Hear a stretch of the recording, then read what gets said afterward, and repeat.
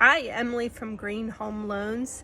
Today we're going to be talking about some first-time home buyer programs out there, things that first-time home buyers need to know, some of the common myths associated with buying a home, and what are your first steps.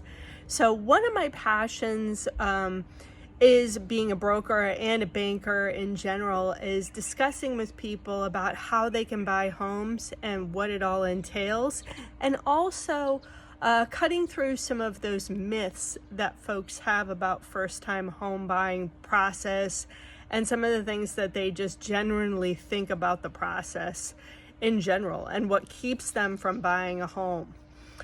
Interestingly enough, we have a huge part of the population that has never bought a home, and some that have never even bothered to look into the process.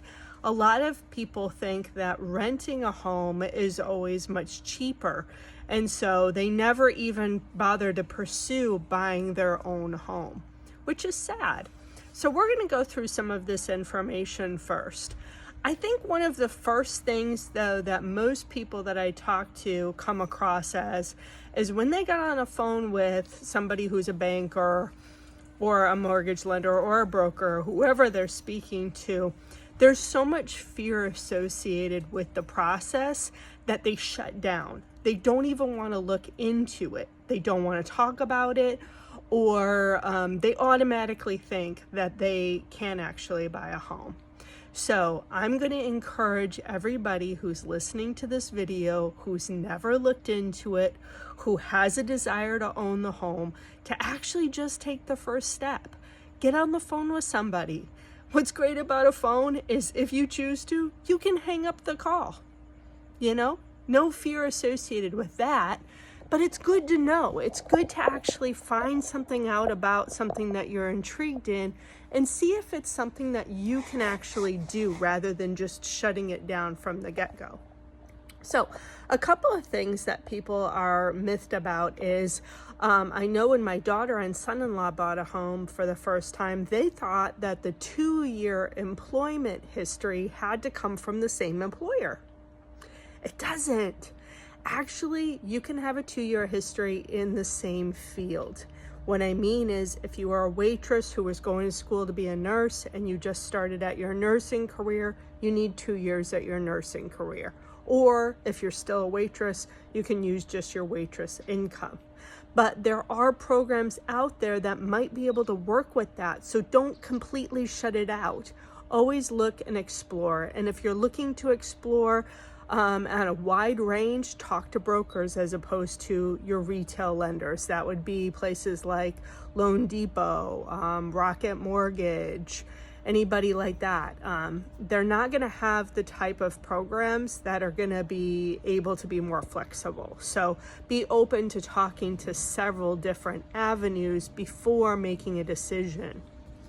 Also, a common myth is that I need to have 20% down on a home. You do not. Actually, there's programs out there where you might not need to put any money down. In fact, I've seen instances where people have very little money they bring to the table. So if you think you need to have uber amount of money, you don't on a lot of cases. So again, explore that opportunity. Don't completely shut yourself down. Some of the other fears that people have are, I can't afford a home. Well, lo and behold, I know your average home price in America right now is sitting right around $400,000, $500,000, but I do searches all day long, especially in Arizona, and I see homes for as little as $28,000. Okay, you just have to be open to different types of homes. You have to be open to different areas. Maybe you, instead of having a stick-built home, maybe you start in a manufactured home. There's nothing wrong with that. Or maybe you start in a condo. Again, nothing wrong with that. You actually own it. That's the big part. You're building your wealth. And the way that home values are increasing across America, there's a high probability that you can actually build yourself wealth with that first transaction. So instead of shoving a bunch of money every year towards rent, actually look and think about the prospect of buying your own home. For example, if you're paying about $1,800 in rent per month, I think that equates to about $14,000 a year that you're spending on rent. That is an enormous amount of money. And it would be great if some of that money actually went back in your pocket, in meaning that you were building equity in your home, something that you could sell and take a big chunk of money away from. That is huge. Also, a lot of people think, well, I have awful credit. I can't possibly buy a home. There are home programs out there for folks that have as little as 500 credit score. So do not dismiss the fact that you might be able to buy a home. Okay, one of the things though that you may need is to have very little debt. So if your credit's all not that great, but you don't have a lot of debt, you actually might be sitting in a great spot. So again, mortgages are math. You need to have somebody do the math for you and look at what the prospects are and the different guidelines and see if there's a program out there that can fit your needs. You're never going to know unless you actually try. So my first big thing for folks is actually have that conversation. And even if you're not quite where you need to be to buy a home today, at least with a kind person on the other side of the line, they're going to tell you what you need to do to make it happen. So don't dismiss it. Continue to search, continue to do the research. Let's get to some other types of programs though that are out there, because oftentimes when I spoke to people, they would talk about FHA only. Like, do you have FHA? Do you have FHA? FHA is actually a great program for a first-time home buyer. FHA stands for Federal Housing Administration. It's a government-backed loan, okay? What it offers is if a client is looking to buy a home, they can put as little as 3.5% down. So they do not need 20% down. They could go as little as 3.5% down. There's also FHA programs for renovation projects. So if you find a home that's a little bit of a fixer-upper, as long as it meets some of those needs, you could possibly sandwich that in and buy something and then work on it as well. Build it into something that you want it to be if you see potential in a home. FHA is great in a lot of programs. It's called non-risk-based pricing, which means a lot of the pricing is taken out because it's non-risk-based. Now, conventional loans is risk-based pricing, meaning that your actual profile is being looked at for full risk and then is being assessed basically for the pricing on it. Conventional loans are great for first-time home buyers too. There is a ton of programs out there that allow the buyer to do as little as 1% down, all the way to 3% down. There's something called seller concessions when we're talking about down payment, where the seller might pick up some of the closing costs and down payment for you. When we are in a seller's market, we tend to see a little bit less of that. When we are in a buyer's market, we tend to see a little bit more of that. Right now, I would consider us still in somewhat of a buyer's market.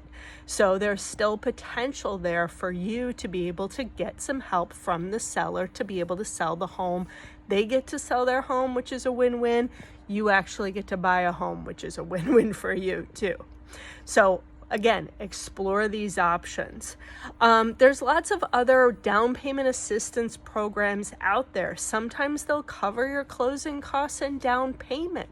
So remember that, that there is possibilities if you don't have a ton of money to still get into a home. So if you're in between leases or you're going to have your lease up sometimes next year, what I would get involved in doing would be the first process. A lot of people feel like they need to go find the home first and then talk to a lender. Well, most realtors are not going to want to take you out to look at a home, and most sellers that are serious about selling their home aren't going to necessarily let you go look at their home without talking to a lender. So the first action you need to take is talking to, hopefully, ideally, a broker like myself, somebody that can explore different options for you, get you pre-approved, and get that information and work heavily with your realtor. What the broker experience gives you is a little bit more hands-on than a lot of your cookie cutter realtors, where it's just going to be kind of pass you down the line. The broker tends to have a lot more interaction with you and is a lot more transparent about the process for you. And they do virtually the same job. So it's just that broker is more independent than that MLO or mortgage loan originator who works at a big company who tends to have to pass them through quickly. You may be like, well, how do you know all this? I've done both. Okay. So that's why. These things are important to know when you're getting into the home buying process, that there are differences. There are a ton of programs. Some of them don't necessarily even maybe need you to verify income if you're self-employed. A lot of common myths too, if you're self-employed, you're going to have to to show income. There's bank statement loans that are possible for you where you don't necessarily have to show maybe income, not on the bank statement loan. The bank statement loan is going to look at those deposits in there and see how much you're actually getting per deposit. But let's get back to our myth. First step is looking for a house. We already talked about that. Pre-qualification guarantees approval. No, it doesn't. When you talk to a mortgage loan originator or a broker and you get pre-approved, that doesn't mean necessarily that everything is good and ready to go. It has to go to a licensed underwriter. So a licensed underwriter is going to look at different guidelines, is going to look at lending and processing and all of the different aspects that go along with lending. So my recommendation would be to get with somebody who is familiar with guidelines, goes through a lot of that as much as possible ahead of time to be able to catch any red flags. But trust me, it is not done until it's done. And even if you get turned down and your home falls through, the biggest mistake people make is say, well, this is never going to happen for me. And they walk away and they never buy a home. Don't give up on the process. Learn from what it took to be able to buy a home. If you had something that needs to be corrected, correct it and buy a home.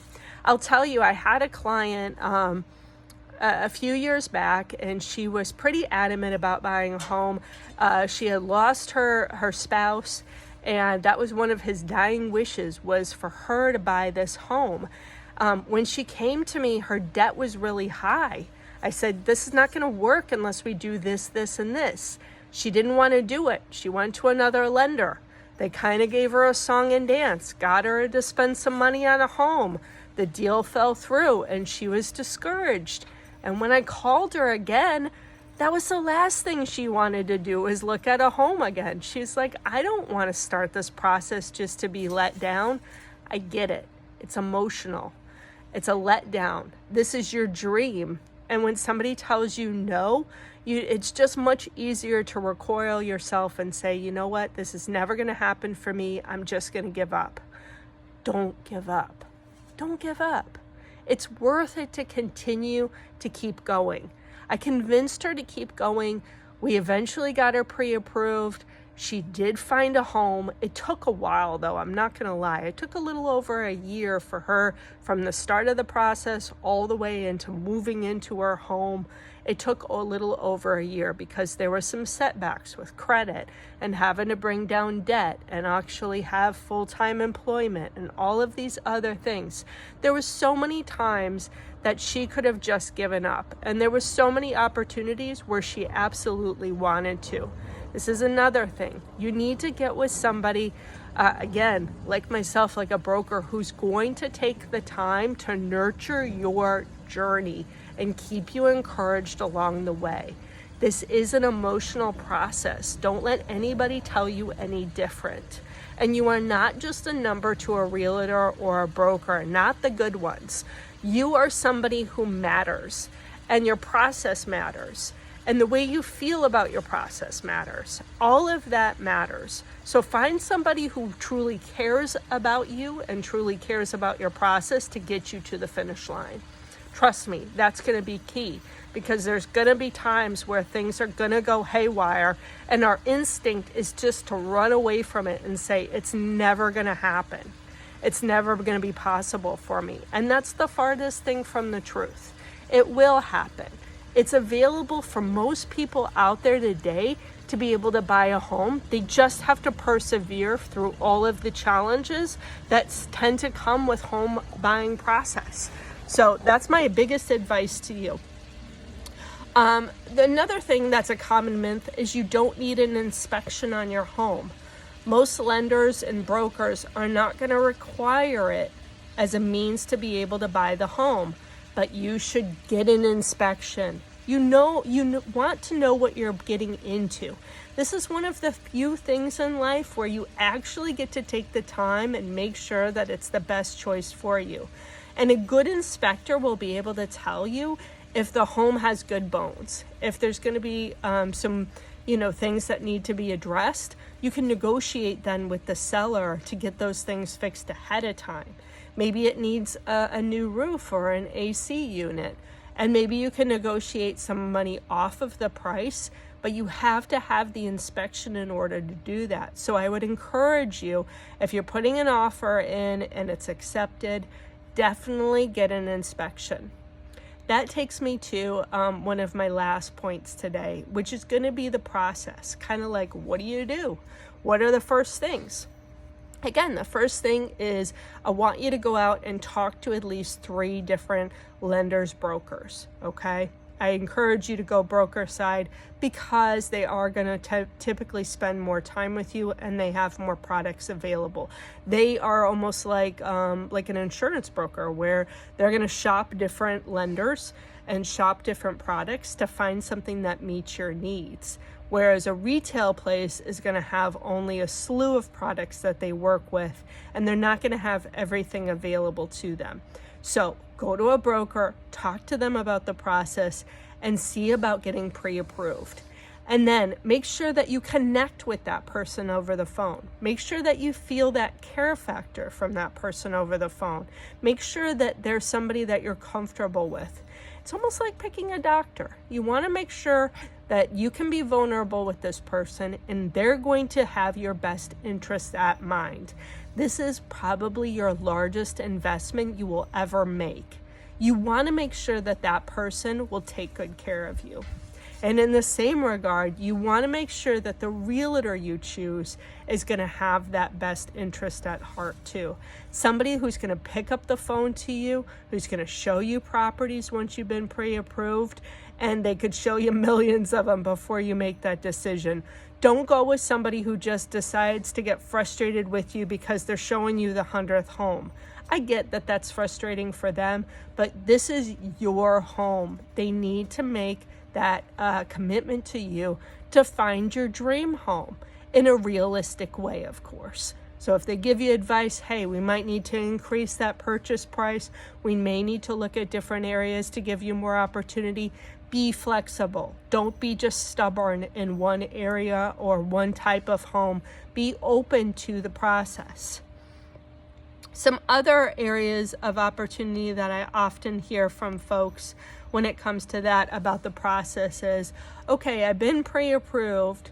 All right, now your next step is going to be to find a realtor. So much like you did when you found the broker or what have you, maybe they point you towards a realtor that they trust.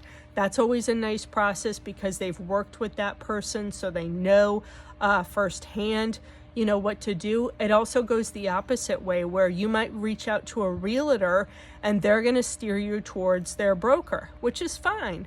But I would also encourage you to look on your own for your own people too and be able to make a decision that's right for you. Again, you want to connect with the realtor, you want to connect with the broker. They're going to be very important for the process because a lot of times they are going to be your cheerleaders along the way. So you want somebody who has that great care factor built in and that you feel good and comfortable with. Once you're pre-approved, you're going to go house shopping, okay? You're going to spend and allocate time maybe every week, maybe every month, maybe several times a week, whatever it is, however long and your goals are, to be able to find that dream home. You want to make sure you give yourself enough time and space. Right now is a great time to buy homes because a lot of people have stopped their home search because their kids are back in school or because of the holidays. People don't tend to want to do things around the holidays. So this gives you an advantage in the market where you can actually have more inventory and maybe a little less demand to be competing with. So those are good things. So fall times shouldn't be ruled out for actually looking for homes. Another process in that, so once we get pre-approved, we're looking for homes. Now we're going to actually put an offer in. So you find your dream home, you've walked at it, you both fall in love, or you yourself, or whatever the case may be, you decide, this is my home, I love this home. A lot of people love a lot of homes. Don't get too emotionally attached to homes. You'll be on this roller coaster of up and down, okay? I say that, but I know you're going to do it anyways. But regardless, the next step is to put an offer in on the home. So say the home is listed for $350,000. Maybe your realtor says, hey, let's offer $340,000, okay? They might counter offer at $345,000, or they may completely dismiss your offer and then you're back out looking again. You could do this 20, 30, 40, 50 times, okay? This process is a process where your emotions are going to go like this, okay? Know this going in. Understand this going in. This is something that's going to test you. It's going to be a challenge, but again, it's going to be worth it in the end. So every little mishap that you have, you cannot give up. When that offer isn't accepted, give yourself some allotted time and then get back at it, okay? That home wasn't for you. Trust me, I've been doing this a while. I know this. That home wasn't for you. There's a different house out there for you. And when all the pieces in place line up, that is the home that you were meant to be in. So enjoy the ride. I know it's a bumpy one, but it's well worth it. So your either offer is accepted or it's rejected. Or even if your offer is rejected, maybe you come back off with a sweeter, or they ask you for a sweeter offer. There's a lot of people that are cash buyers that may just completely take that home off the plate for the client and for you, or for you. So just understand that too, that, you know, don't try to get so emotionally attached to places because you just never know what's going to happen. Once the offer is accepted, that means that we sign a contract. And that means everything that goes into that process is now put in place. Say your realtor said, hey, you know, the electrical needs to be fixed in this area or something like that. And so that's going to be in the contract. So make sure that the realtor that you have reads through the contract with you and, you know, dots the I's, crosses the T's, puts all of your requests in there into the offer itself so that everything's in there. Make sure that they read through the contract with you. Make sure that you read through the contract before you sign it. Maybe even getting somebody else to read through that contract before you sign it. That is a legal document. You are bound to it to an extent. So make sure you understand it. I used to read through contracts with my clients before we actually wrote the loan. The next step then is going to be looking at the numbers with the broker again. These are going to be specific numbers for the home. So if you're a detail-oriented person, you're going to want them to go through the numbers with you again, maybe play around with the down payment. Maybe you got some seller help, so that seller's $10,000 is going to come into the deal. Now you have a little bit more money to play with. What do you want to do with that? Do you want to put it down on the home to make that home, payment a little smaller? Or maybe do you want to buy some new furniture? Whatever the case may be. All of these things can be worked out at that stage when you're actually writing the loan. Once you write the loan or agree to the terms that the broker gives you, the next step is going to be to sign the documents and provide all of your documents for underwriting. That's going to be, if you're employed by an employer, your pay stubs, your last W-2s. This is a financial process, so we get a little bit kind of into your business here when it comes to writing a loan. Yes, we have to have these things in order to write the loan. Think about it like going to the tax guy. You're going to have to provide your receipts. You're going to have to provide evidence that you are able to afford the home. So they're going to need pay stubs. They're going to need W-2s. They might need tax returns depending on things. They're going to get a little bit more involved. If they haven't pulled a hard credit pull, they're going to have to do that. There's two types of credit pulls. There's a hard pull that it affects your credit score, and then there's a soft pull that doesn't affect your credit score. So if you just had a soft pull done, they may need to do a hard pull on your credit. So you're going to sign the documents, you're going to provide all of the documents for the loan, and then that loan is going to go to the underwriter. It's not a done deal, okay? Just understand this. It's not a done deal. Now it's going to go through, think about it like handing all of your stuff to the tax guy, right? He's going to go through and make sure everything lines up, make sure everything's good to go. This process takes a while. It is not a quick process. It's not like you send the stuff and a week later it's done typically, okay? Sometimes it can be. It just depends on the loan itself and the processor and underwriter. So keep that open. They're going to ask you for more documents along the way typically. A lot of times they need another bank statement closer to close, or they might need a fresh pay stub, or maybe something you provided doesn't have the right information. Don't be annoyed with them asking for documents. This is part of the process. This has to be done in order to close the loan. Then, once everything is set, the title company, the company that typically the seller picks, in some cases the buyer, you'll go to a title company and you'll be able to sign your documents. Sometimes there's possibilities to sign your documents in what's called a RON, which is electronic signature. Maybe you're on vacation and you're not home or something like that, or you're on a work trip. You still may be able to sign your closing documents. So keep that open as a possibility, but typically you're going to be there signing your documents. Once the loan is funded is when you get the keys. It could be funded that same day, and it could take days after you sign the documents for it to be funded before you get the keys. So understand that. You're not going to sign the documents and they're not going to hand you the home sometimes. Sometimes there is a wait period on that. So I hope this was helpful for you. Drop it in the comments if you have any questions. I'm going to be doing these type of videos once a week to educate you on the home buying process. Please, if you'd like, watch them. If there's something you want to know as a first-time home buyer that you'd like me to cover, drop it in the comments. I'll be happy to do so. Other than that, let's have a great day.